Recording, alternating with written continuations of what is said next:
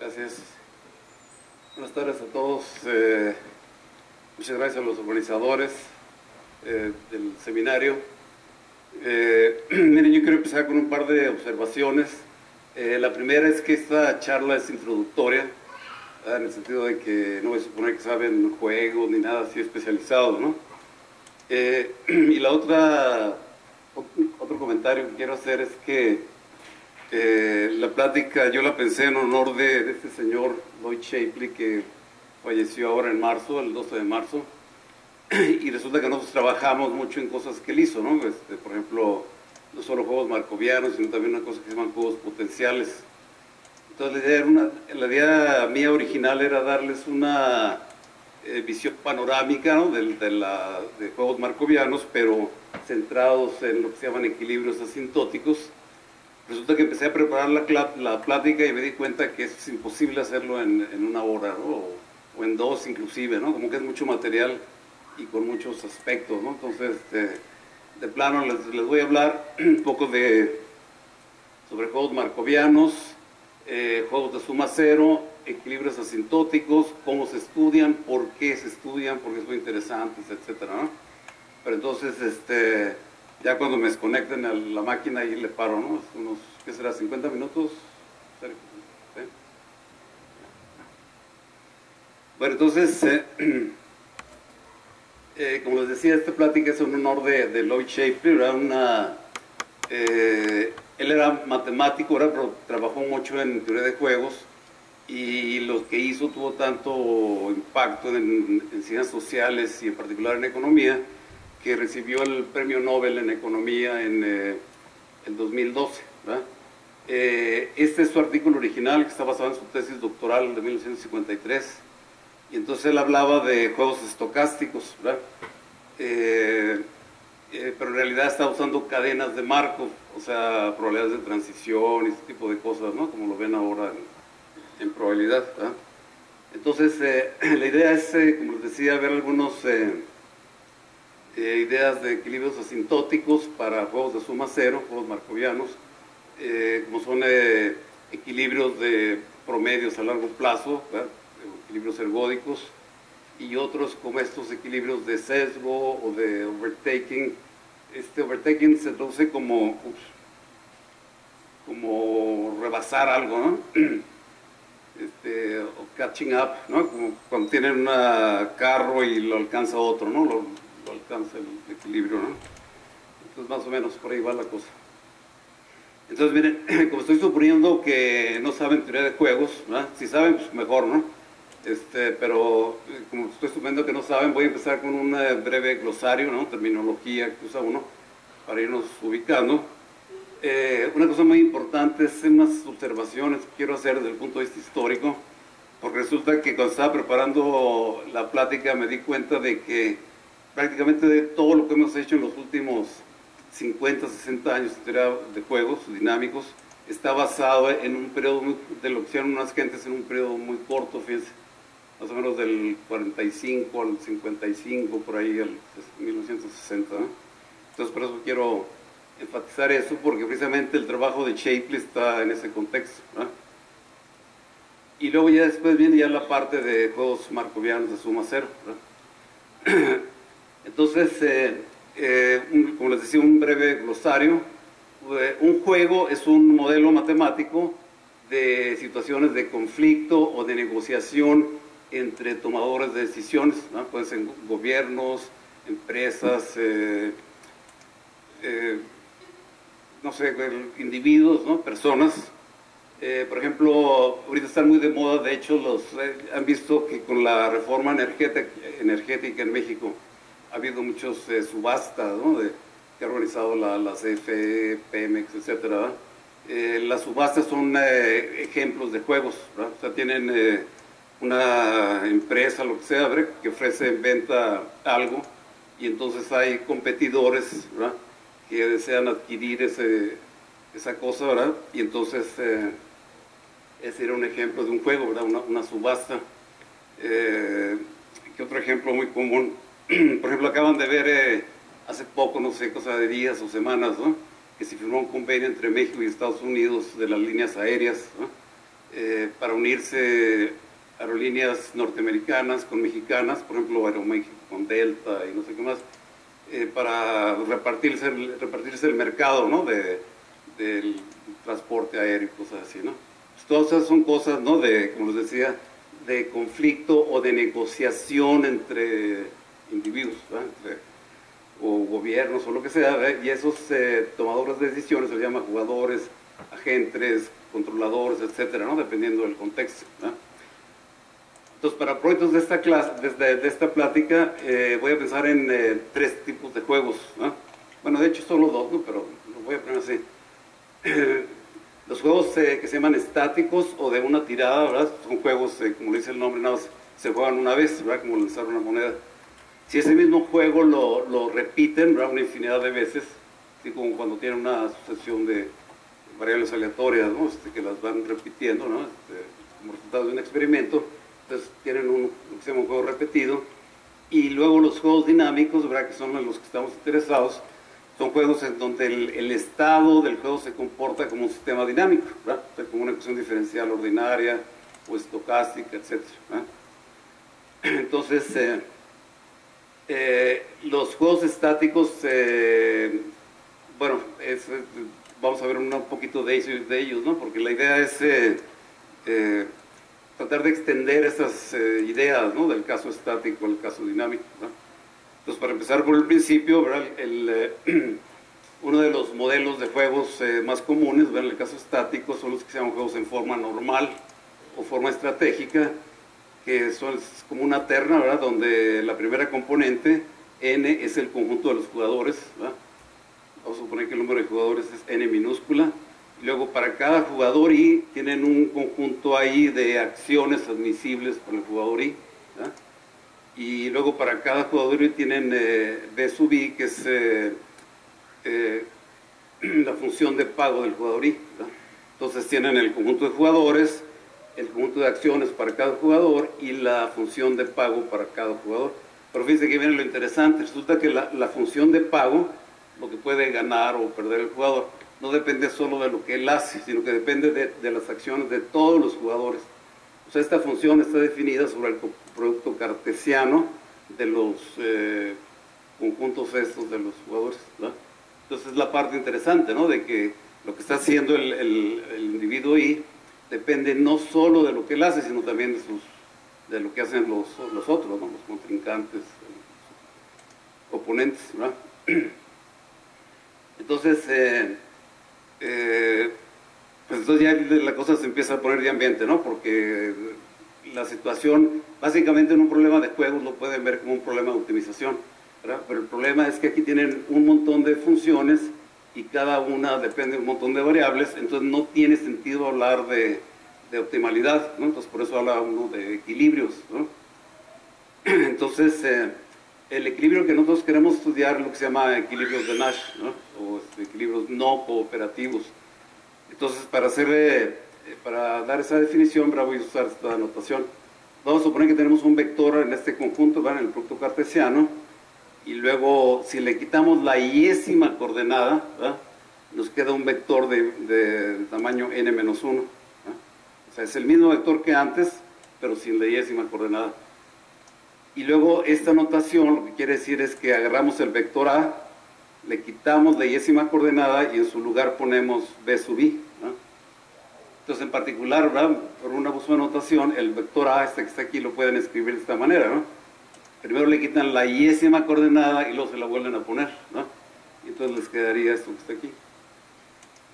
Dicen, ¿no? Que notación tan marihuana, ¿no? Está media rara, ¿no? Pero es muy útil, ¿no? Ahorita van a ver. Entonces les decía, en juegos una clasificación muy importante es entre juegos cooperativos y no cooperativos, ¿verdad?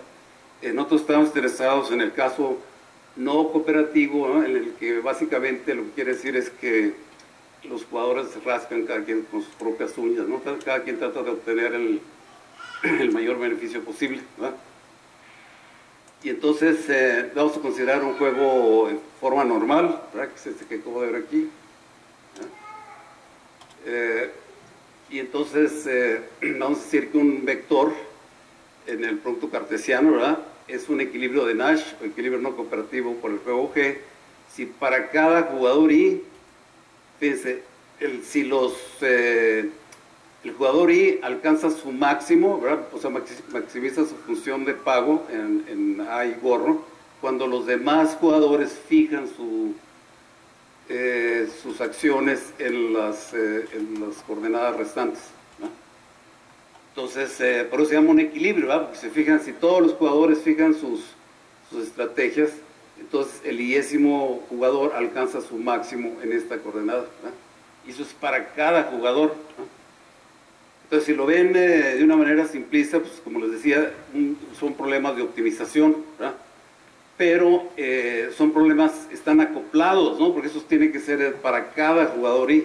Entonces van a tener no un problema de optimización, ¿verdad? Sino N problemas de optimización y todos acoplados de esta manera. Entonces por eso es que la existencia de equilibrios de Nash es un problema muy complicado, tanto desde el punto de vista matemático, como computacional, etcétera, ¿no? Entonces, de hecho hay problemas sencillotes, agarren cualquier libro sencillo. De hecho aquí, ¿cómo se llama? Paloma, ¿qué? Zapata, ¿verdad? Ella tiene un libro de juegos no cooperativos que publicó la Facultad de Ciencias, y ahí seguramente entrando luego ven ejemplos sencillotes con 2 jugadores y cada jugador solo con 2 acciones, cosas así, y son problemas que no tienen solución, ¿no? O sea, se ve como sencillota la definición, ¿no? Pero si le piensan un poquito está bastante complicado, ¿verdad? De hecho, para juegos dinámicos, la existencia de equilibrios de Nash para juegos generales es un problema abierto, ¿no? No existen soluciones, equilibrios de Nash para juegos dinámicos. Pero para juegos dinámicos con espacio no numerable, ¿no? O sea, los reales o algo así, ¿no? Bueno, entonces fíjense, entonces aquí tenemos un juego con N jugadores. En el caso de juegos de suma cero, suponemos que el juego hay solo 2 jugadores, ¿verdad? N es igual a 2, y entonces se dice que el juego es de suma cero si la suma de los pagos es igual a 0. Qué original el nombre, ¿no? Juegos de suma cero. O sea, la suma de los pagos es 0, ¿no? B1 más B2 es 0 para todo vector A, y entonces lo que quiere decir es que B1 es igual a menos B2, ¿verdad? Y a esta función común que le llamamos B minúscula. Y entonces fíjense, resulta que si los jugadores están maximizando, ¿verdad? Pero si el jugador 1 está maximizando, el jugador 2, por este menos que está ahí, va a estar minimizando, ¿sí? Y entonces la interpretación de esta ecuación pues es muy obvia, ¿no? Que lo que gana el jugador 1 es lo que pierde el jugador 2, ¿verdad? Y en particular, ¿verdad? Entonces, si aplican la definición de equilibrio de Nash, pues entonces van a tener que un equilibrio de Nash es un punto silla para la función de pago, ¿verdad? O sea, si el jugador 1 fija su estrategia, ¿verdad? Entonces el jugador 2 minimiza su función de pago en A2 gorro, ¿verdad? Y lo mismo si el jugador 2 fija su estrategia, entonces el jugador 1 maximiza su función de pago en A1 gorro, ¿verdad? Entonces ese es el tipo de juegos que vamos a considerar, que por cierto son como el caso sencillo de los juegos dinámicos, ¿no? El caso general de juegos cooperativos que no son de suma cero son los que les decía que no tienen, o sea, está abierto el problema, ¿no? De existencia de equilibrios de Nash. Entonces, fíjense, les decía que una cosa muy interesante, la teoría de juegos actualmente se sabe que viene desde hace como 300 siglos, ¿no? ¿Cuándo sería? Como a mediados del siglo pasado encontraron un documento que viene no tiene como 300 años, del mismo año que cuando publicaron que fue Bernoulli, ¿no? El que publicó ¿cómo se llama? Ars Conjectandi, ¿cómo se llama? ¿No? Y ese mismo año, ¿verdad? De ese mismo año es el documento que encontraron, pero estaba perdido, ¿no? En una biblioteca. O sea que cuando menos desde hace 300 años existían los juegos en el sentido estratégico, ¿no? Que conocemos ahora. Pero realmente lo que se llama el nacimiento de la teoría de juegos en el sentido moderno del término se debe a la publicación de este libro, ¿verdad? De von Neumann y Morgenstern, la teoría de juegos y comportamiento económico. Pues resulta que lo que hicieron ellos, ¿verdad? Fue tomar lo poco, lo mucho que se conocía y ponerlo sobre una base unificada, ¿verdad? De manera ya accesible, ¿no? Organizada, etcétera. Y entonces como que fue un parteaguas, ¿no? Antes de este libro y después, ¿no? Porque ya que la gente, ya teniendo un libro a la mano, ¿verdad? Pues como que es más fácil, ¿no? Difundir las ideas, dar cursos, etcétera, ¿no?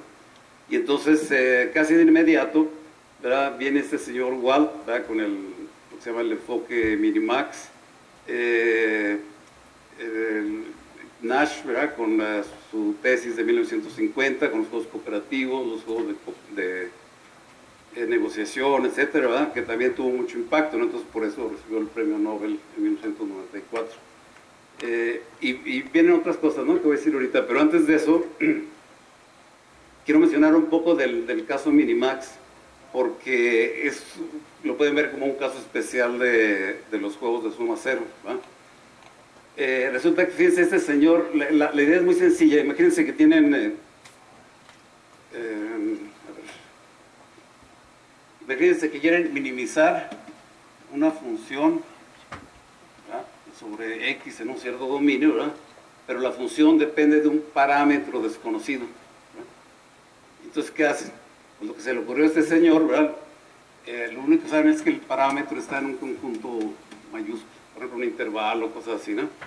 Entonces a Walt se le ocurrió poner este problema con parámetros desconocidos como un juego de suma cero, un juego con dos jugadores, donde uno de los jugadores es el minimizador, ¿verdad? Que quiere minimizar la función, y el otro jugador es la naturaleza que está seleccionando el parámetro de ese conjunto, ¿verdad? Y entonces por eso estos juegos también se llaman juegos contra la naturaleza, ¿verdad? Y resulta que lo peor que puede hacer la naturaleza es maximizar esta función sobre la teta, ¿verdad? Y entonces el optimizador quiere minimizar el máximo, entonces por eso se llaman también ¿dónde está? Ese nombre de Minimax viene de esto, ¿no? Del hecho de que quieren calcular el mínimo del máximo, ¿no? También se les llama así análisis del peor caso, porque este máximo, ¿verdad? El máximo sobre teta que aparece aquí abajo, se interpreta como lo peor que puede hacer la naturaleza, ¿verdad? Entonces, por eso se trata también se le llama análisis del peor caso, y también se le llama control robusto, ¿verdad? O problemas de optimización robusta, porque eso es una cosa interesante. Ustedes encuentran un punto donde se alcanza ese mínimo del máximo, ¿verdad? Entonces es como estar encontrando un punto en donde se satisface, o sea, minimizan esta función para todos los valores admisibles de teta, ¿verdad? Entonces, por eso se llama un problema robusto, ¿no? Porque están resolviendo un problema no solo para un valor de teta, sino para todos los valores de teta aquí, ¿verdad? Y entonces parece como una idea muy sencilla, muy obvia, ¿no? Pero ha tenido mucho impacto. Hay libros completos así con ese nombre, robustez, ¿no? Por ejemplo, ¿no? Pensando en este tipo de problemas, ¿no? Por ejemplo, problemas en economía que dependen de parámetros desconocidos y se les aplica este enfoque para resolverlos, ¿no? Pero entonces, fíjense, esto ya fue en 1945, ya casi inmediatamente después de la publicación del libro de von Neumann y Morgenstern. Luego en 1950 la tesis de Nash, y ese mismo año aparece la tesis de Isaacs, donde estudia juegos diferenciales, ¿verdad? Entonces fíjense, aquí tienen una ecuación diferencial ordinaria, de esas que ven en cálculo 1, ¿verdad? Solo que fíjense aquí, la evolución de la ecuación depende de lo que hacen todos los jugadores. O sea, este A es un vector que depende de las acciones de cada jugador, ¿verdad? Poco tiempo después, el 53, ya viene la tesis de Shapley, ¿verdad? Donde considera por primera vez juegos estocásticos, ¿verdad? Para fijar ideas, lo vamos a pensar, en lugar de pensar en probabilidades de transición y eso, ¿verdad? Lo pueden pensar como un juego a tiempo discreto, ¿no? O sea, en cada tiempo t, el estado en el tiempo t más 1 es una función del estado en el tiempo anterior, más el vector de acciones, y luego variables aleatorias, ¿no? Independientes.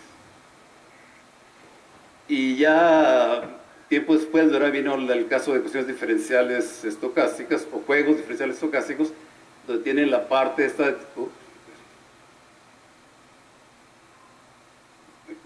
¿verdad?, donde tienen la parte determinística, esto que está aquí, y luego un término estocástico, ¿verdad?, donde esta W es un proceso de Wiener, ¿verdad? Entonces, fíjense, una cosa muy interesante es que todos estos son juegos markovianos. ¿Por qué son juegos markovianos? Fíjense, voy a meter un poco de notación. En principio los jugadores pueden tomar acciones de una manera muy general, ¿verdad? Pero uno de los casos más sencillos es cuando las acciones son lo que se llaman, siguen una estrategia markoviana, ¿verdad? Lo que eso quiere decir, pero todos saben lo que es un proceso de Markov. Tienen idea, ¿no?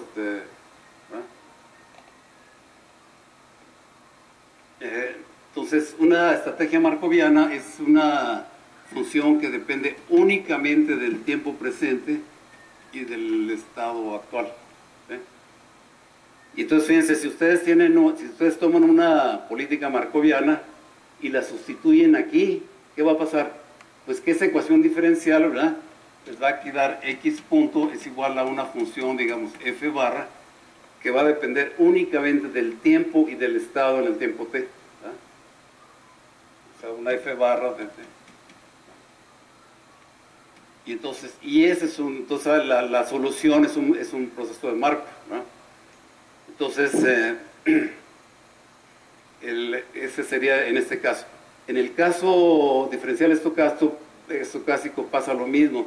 Si ustedes ponen ahí una estrategia markoviana, ¿verdad?, entonces este coeficiente va a depender solo del tiempo y del estado, ¿verdad? Y lo mismo este coeficiente, ¿verdad? Entonces, bajo hipótesis usuales, ¿no?, de hito, cosas así, ¿verdad? Entonces, la solución o sea, el estado del juego es un proceso de Markov, ¿no?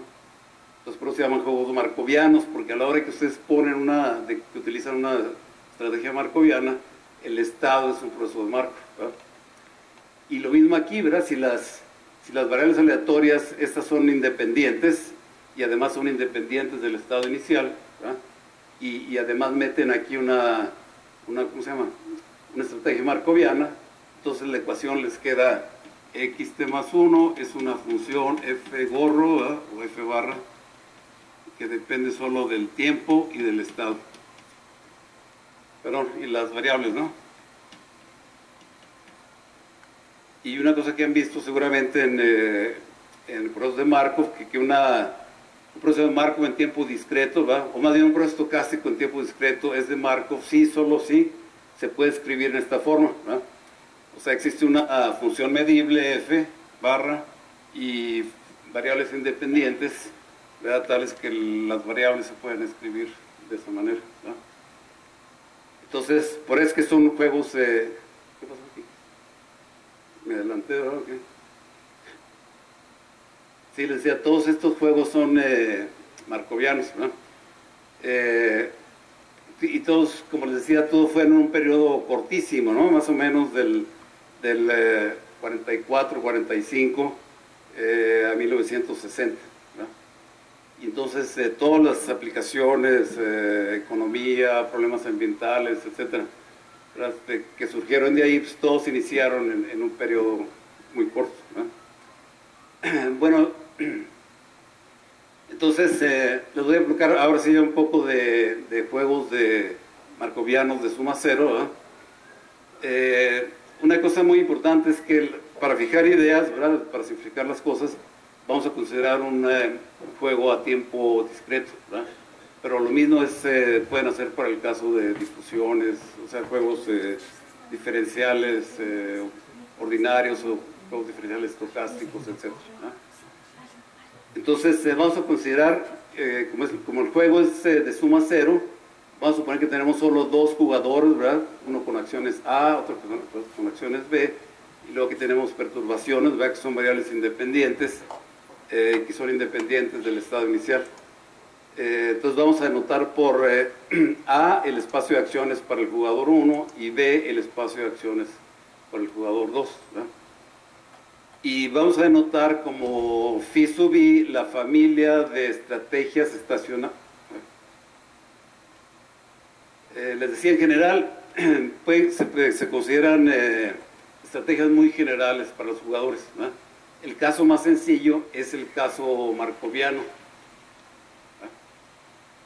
Resulta que en el caso markoviano, ¿verdad? Aquí la F puede ser, lo están pensando como una acción en el espacio de acciones del jugador I, ¿verdad?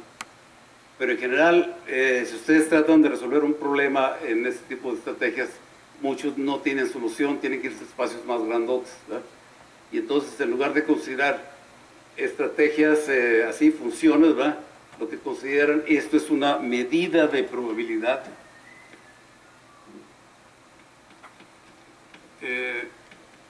sobre el conjunto A.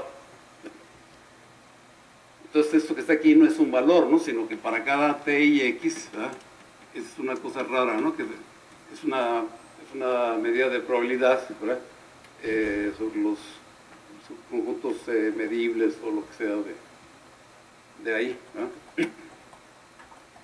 Y entonces vamos a considerar estrategias aleatorizadas, pero además estacionarias. Estacionarias quiere decir que no dependen del tiempo. O sea, dependen del estado, ¿verdad?, pero no del tiempo en sí mismo, ¿verdad? Entonces estoy simplificando mucho las cosas porque yo ya sé a dónde quiero llegar, ¿no? Ya sé que existen las soluciones que busco en ese tipo de espacios. De entrada, eso no es cierto, ¿no? Si ustedes plantean un juego, tienen que demostrar, ¿verdad?, que las estrategias están bien definidas generalmente para clases más grandes de estrategias, ¿verdad? Entonces hay que hacer un rollo ahí, ¿no?, para demostrar que efectivamente tienen estrategias aleatorizadas y markovianas, o sea, que dependen solo del estado presente, ¿verdad? Bueno, entonces ya tenemos, vamos a considerar estrategias de esta forma, ¿verdad? Luego vamos a considerar una función medible del producto. Esta X, y creo que no lo dije, pero estoy suponiendo que el proceso X toma valores en el espacio de estados X mayúsculo, ¿verdad? Entonces vamos a tener una función, ¿verdad?, que depende del estado X y de las acciones A y B de los jugadores, ¿verdad? Pero como estamos considerando un juego de suma cero, ¿verdad?, esta función va a representar la ganancia del jugador 1 y por otro lado en la función de costo para el jugador 2, ¿verdad? Porque recuérdense que el jugador 1 está maximizando y el otro está minimizando, ¿no? Entonces por eso estamos viendo esta función como una ganancia para el jugador 1 y con un costo para el jugador 2, ¿verdad? Y entonces, ¿qué quieren optimizar los jugadores? Bueno, digamos que casos más comunes son estos que están aquí, ¿verdad? Fijan un tiempo finito, T mayúscula, ¿verdad? Y entonces este sería el pago total, ¿verdad?, del tiempo 0 al tiempo T-1, ¿verdad?, cuando los jugadores usan las estrategias P1 y P2 respectivamente, ¿verdad? Y el estado inicial del juego es X. Un caso muy común en economía es los problemas con horizonte infinito, ¿verdad?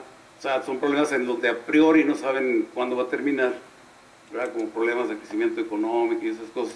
Y entonces consideran juegos con horizonte infinito, ¿verdad?, que son de esta forma, ¿no? Este es lo que se llama un pago descontado, donde está alfa es un pago, ¿no?, perdón, ¿cómo se llama? Un factor de descuento, ¿no?, entre 0 y 1, ¿no? Pero entonces fíjense, obviamente este tipo de pagos tiene sentido cuando eso es finito, ¿verdad? O sea, quieren utilizar una función real, ¿verdad?, no algo que se va a infinito, ni mucho menos. Y entonces si esta serie converge, es decir que la cola se va a cero, ¿verdad?, cuando t tiende a infinito, ¿verdad? O sea que realmente en estos juegos son de horizonte infinito, así se llaman, ¿verdad? Pero realmente son juegos, están viendo el pago a corto o mediano plazo, ¿no? Porque les digo, si la serie converge, pues la cola se va a ir a cero, ¿no? Entonces fíjense, aquí está el precursor de los equilibrios asintóticos, ¿verdad?, lo que se llama un pago promedio a largo plazo o pago ergódico, ¿verdad? Acuérdense que la J sub T es el pago esperado hasta el tiempo T mayúsculo, ¿no? O en T etapas más bien, ¿no? Entonces por eso se llaman pagos, ¿verdad?, promedio a largo plazo, ¿verdad?, porque son promedios nada más, ¿no? Porque son asintóticos, pues porque se están fijando en el límite completo infinito. Entonces no les importa qué pasa en 100 años o en 1.000.000 de años, ¿no? Se está fijando únicamente en el límite, ¿verdad? ¿Esto qué les recuerda? O sea, las leyes de grandes números, ¿no? O sea, convergencia de promedios, ¿y qué piensa uno? Pues leyes de grandes números, ¿verdad? Si le quitan la esperanza, ¿verdad?, entonces aquí tendrían una ley fuerte, o sea, por trayectorias, ¿no? Si le ponen la esperanza, entonces ya tendrían algo más débil, ¿no? Pero al final de cuentas son convergencia de promedios, y precisamente el nombre de ergódico, ¿verdad?, viene del hecho de que están considerando convergencias de promedios, ¿no? ¿Se acuerdan, no?, del siglo XIX por allá con Boltzmann, ¿no? Que la hipótesis ergódica de Boltzmann era que los promedios en el tiempo de funciones, esto converge a promedios estadísticos, ¿verdad?, cuando t tiende a infinito. ¿Eso qué quiere decir? Pues que aquí tienen la integral de una función de x y aquí una medida, y esto sobre todo el espacio, ¿no? Entonces, pues ¿cómo se estudian este tipo de problemas? Pues fíjense, si piensan en el sentido de Boltzmann, ¿no?, pues ¿qué van a tratar de hacer? Pues dar condiciones, ¿verdad?, para que estos promedios converjan, ¿verdad?, a una integral, ¿verdad?, como la ley de grandes números, ¿no? Acuérdense, ¿esto qué sería?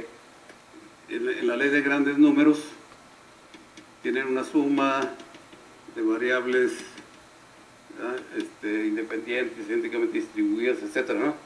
Y entonces eso converge a la esperanza de las variables, ¿no? O sea, que sería esta integral que está aquí, ¿verdad? Entonces,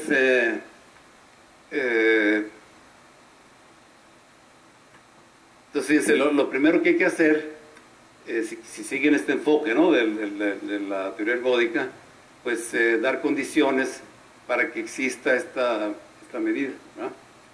Entonces, voy a usar la siguiente notación. Como les decía, esta Φ1 es la familia de estrategias estacionarias por el jugador 1, ¿verdad?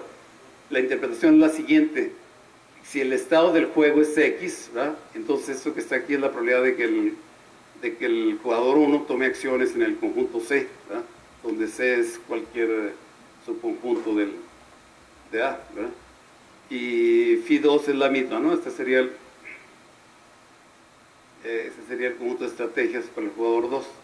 Y entonces vamos a usar esta notación, ¿verdad? Cuando escribimos R de X, Π1, Π2, es la integral de R con respecto a A, ¿verdad?, en la primera variable, luego con respecto a B en la segunda variable, ¿verdad? Y entonces les decía, si siguen este enfoque, lo primero que tienen que hacer es demostrar que el juego es ergódico. ¿En qué sentido?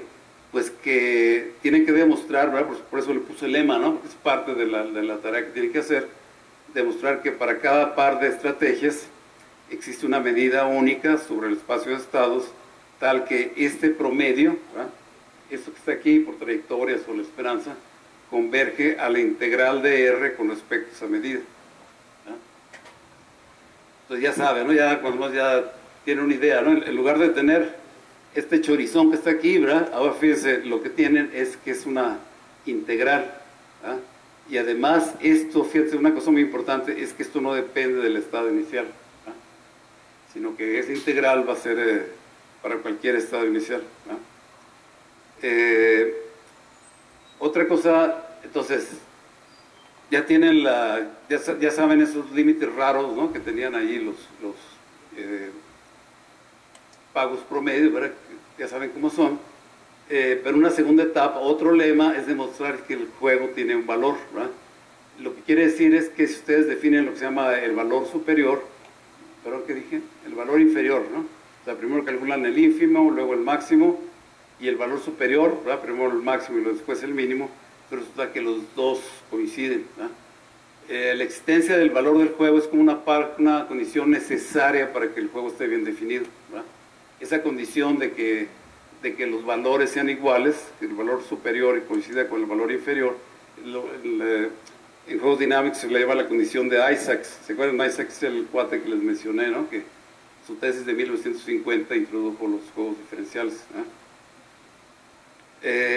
Y entonces pues ya después viene el problema. Bueno, espérame, ahora hay que calcular un mínimo, ¿verdad?, en las Pi2 y un máximo en las Pi1, ¿verdad? Entonces hay que imponer condiciones, las de siempre, ¿no? Así como en tipo cálculo, ¿no? Pues, poner condiciones de continuidad y compacidad de esto para asegurar que existe un máximos y mínimos, ¿verdad? La diferencia, fíjense, lo interesante de esto es que tienen las mismas condiciones, ¿no? Tipo cálculo 1, pero están trabajando en espacios de estrategias, ¿verdad? Entonces tienen que meter topologías adecuadas, ¿verdad?, para que efectivamente puedan hablar de continuidad, compacidad y todo eso, ¿verdad? Hay una cosa súper importante aquí, fíjense, que no se me ocurrió ponerlo, pero creo que es muy importante.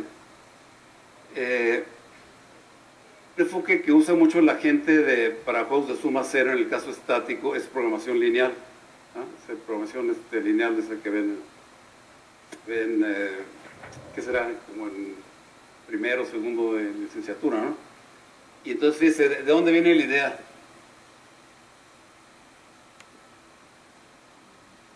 En un problema de programación lineal, ¿qué tienen? Tienen, por ejemplo, minimizar el producto de un vector de costos por un vector de decisiones, ¿verdad? Sujeto a que, pues, que una cierta matriz aplicada a X satisface una cierta condición, ¿verdad?, donde B es un vector dado, y además tiene alguna condición de no negatividad. Pues resulta que el problema, este enfoque se puede hacer aquí mismo, fíjense exactamente. ¿Qué es esto? ¿Qué es lo que quieren? Pues minimizar, ¿verdad?, minimizar o maximizar el producto de una función R, ¿verdad?, que depende de Pi1, Pi2, por una medida, ¿verdad? Lo pueden ver como el producto de ¿cómo le llaman? Un producto bilineal, ¿verdad? Minimizar eso. Pero fíjense, estas no son medidas arbitrarias. Esto les acabo de decir que deben ser medidas estacionarias o invariantes, ¿verdad? ¿Eso qué quiere decir? Pues que una medida es invariante si, dado que el estado del juego tiene esa medida mu, ¿verdad?, en un cierto tiempo t, entonces ahí se queda la distribución, ya no cambia, ¿verdad? O sea que la distribución del estado en el tiempo t más 1 es igual, es mu para todo t. O sea, si el juego llega a tener esa distribución, entonces ahí se queda. Por eso se llama distribución invariante o estacionaria, ¿no? ¿Y eso cómo se caracteriza? Pues resulta que eso se caracteriza, ¿verdad? La medida es invariante si la medida de B, no, a ver, espérame, sobre el espacio de estados, ¿verdad? Y aquí la probabilidad de transición, esto coincide con la medida de B. O sea, esta es la distribución del proceso en el tiempo t, ¿verdad? Y esto que está aquí a la derecha es la distribución del proceso en el tiempo t más 1. Si son estacionarios, ¿verdad?, quiere decir que deben ser iguales, ¿verdad?, para todo x. Resulta que si esto le ponen menos, les queda igual a 0, y esta condición es precisamente esta que está aquí. Y para que esta mu sea una medida de probabilidad, tienen que poner esta condición de que la medida sea no negativa, ¿no? Entonces, es exactamente el mismo problema de programación lineal, lo tienen espacios de dimensión infinita, ¿verdad? Y tiene exactamente la misma interpretación, etcétera, ¿no? El problema por el cual no es muy popular este enfoque, ¿verdad?, de programación lineal infinita, es porque está muy padre, ¿no? Como todo es lineal, rápido demuestran que existe solución, etcétera, ¿no? El problema es cómo calcularlo. ¿Entienden? Entonces, saben que existe una solución, es obvio, ¿no? Tienen una cosa lineal, ¿verdad? Lineal, no negativa, una topología adecuada, tienen allí compacidad, etcétera, ¿no? Pero ¿cómo lo calculan? Ese es el problema, ¿no? de este enfoque. No hay simplex, ¿verdad? No hay simplex, y luego esa condición de dualidad fuerte, ¿no? Que ven, que es elemental y muy importante, ¿no? De que el primal coincide con el dual, pues eso no es cierto en espacios de dimensión infinita. Entonces se complica todo, ¿no? Pero digo, cuando vemos a nivel de observación es interesante, ¿no? Que tienen realmente problemas de formación lineal. Bueno, entonces, ¿cómo andamos de tiempo? Pues ya me pasé, ¿no? No, ¿verdad? Falta 5 minutos. A ver, entonces les decía, entonces en el caso dinámico, pues vamos a usar las mismas definiciones, ¿no? Decimos que una pareja, ¿verdad?, de estrategias es óptima en promedio si satisface esta condición, ¿verdad? Que si fijan pi1 estrella y minimizan sobre pi2 les da el valor del juego, y al revés, ¿no? Si el segundo jugador fija su estrategia y el primero maximiza sobre pi1, entonces obtiene el valor del juego. Y eso, si hacen cuentas sencillas, ¿verdad?, es lo mismo que les decía antes, ¿no? Que esta pareja es un punto silla, ¿no? Entonces, fíjense, yo creo que voy a platicar un poco de esto y ahí le voy a parar, ¿no? Entonces, fíjense, los problemas de estos criterios asintóticos son muy importantes, ¿no? Hay muchos problemas en telecomunicaciones, en un montón de lados, donde los criterios son asintóticos, ¿no? Porque no tiene sentido hablar de problemas con horizonte infinito, ese tipo de cosas, ¿no? Entonces, ¿cuál es el problema con esos criterios?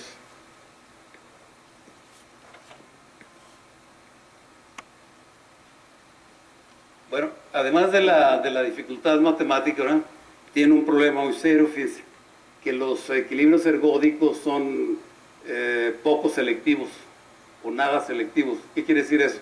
Pues que, como la ley de grandes números, ¿no?, ustedes pueden tener, aquí está el límite, ¿verdad?, una rho estrella, digamos, ¿verdad?, y entonces pueden tener estrategias que los lleva aquí rápido, ¿no?, a una vecindad de este punto, ¿no?, qué sé yo, rápido, ¿no?, en cuestión de horas. Y pueden tener otra estrategia, ¿verdad?, que se va a tardar 1.000.000 de años, ¿no? O sea, saben que converge al límite, pero no pueden controlar la rapidez, ¿no? Entonces, uno de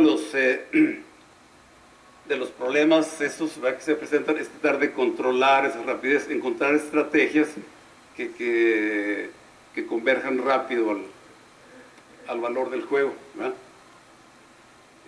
Y para ahí van todos esos criterios que no voy a alcanzar a ver, ¿verdad? Otro problema es que son difíciles de calcular, ¿verdad? Ya les comenté que el enfoque obvio, así directo, es usar programación lineal, ¿verdad? Pero como están en espacios de dimensión infinita, no se pueden calcular las cosas. Entonces, otra manera de hacerlo, ¿verdad?, es usar lo que en cálculo le llaman teoremas tauberianos, ¿no? Si lo recuerdan, ¿no?, de cálculo 1, que tiene una serie de potencias, ¿verdad?, que depende de potencias de un número alfa, y si la alfa tiende a 1, entonces converge a ciertos promedios, ¿verdad? ¿Sí los recuerdan o no? Bueno, la cuestión es que una manera de hacer esto es precisamente usar el criterio descontado que vimos, que les decía yo que eran criterios o pagos más bien a corto plazo, ¿verdad?, o mediano plazo.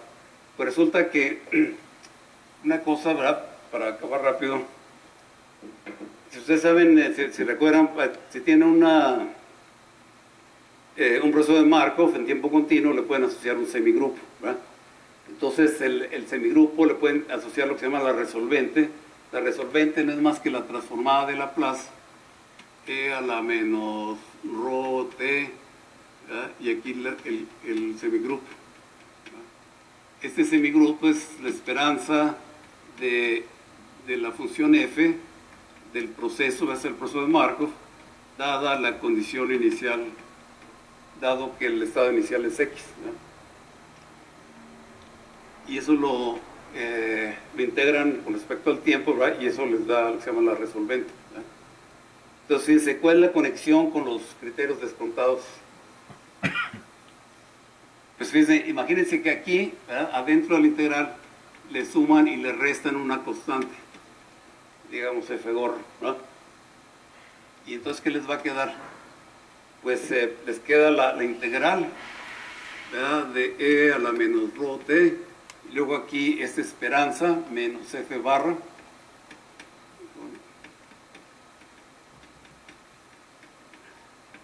más esto por dt, más la integral de la constante por e a la menos rho t. ¿Y eso qué es? Pues es la constante, ¿verdad?, por la integral de e a la menos rho t, que es 1 entre rho. Y entonces se multiplican todo por rho, ¿qué les va a quedar? Pues que rho por esa integral, por la resolvente, es e a la menos rho t, aquí está el semigrupo, y esto va a ser igual a la constante, ¿verdad?, porque ya multiplicamos por rho, ¿no? Más rho veces la integral de 0 a infinito, ¿verdad?, de e a la menos rho t, y aquí por el semigrupo.